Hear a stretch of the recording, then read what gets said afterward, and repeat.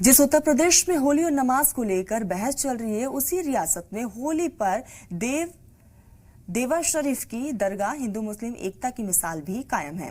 यहाँ पर होली के मौके पर धर्म के दीवारें होली के रंग में गुलाबी हो जाती हैं। होली के रंग में सब एक हो जाते हैं। ये रिवायत तकरीबन 100 साल से चलती आ रही है।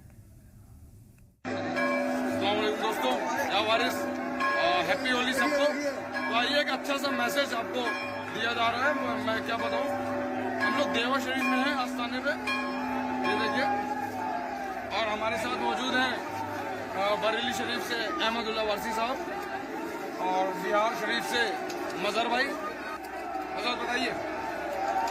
मैं ये मैसेज देना चाहता हूँ सभी भाइयों को। सरकार अल्लाह ताला का मैसेज आम करना है, मोहब्बत करो, सुनो सुनो मोहब्बत करो। और इस मोहब्बत में जो है, जो नफरत बनाने वाले उनके लिए मैसेज है कि यहाँ पर पहचान लो कि कौन हिंदू है कौन मुसलमान है।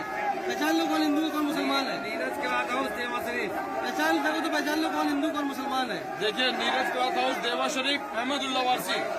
And people of all religion and caste and creed has come and travelled long to celebrate Holi, and we have only one religion, which is love, which is brotherhood, which is friendship. This is the real religion of Warsi. हमारा मजहब इश्क है, हमारा मजहब प्रेम है, हमारा मजहब सबको एक साथ लेके चलना है। यही वारसियत है।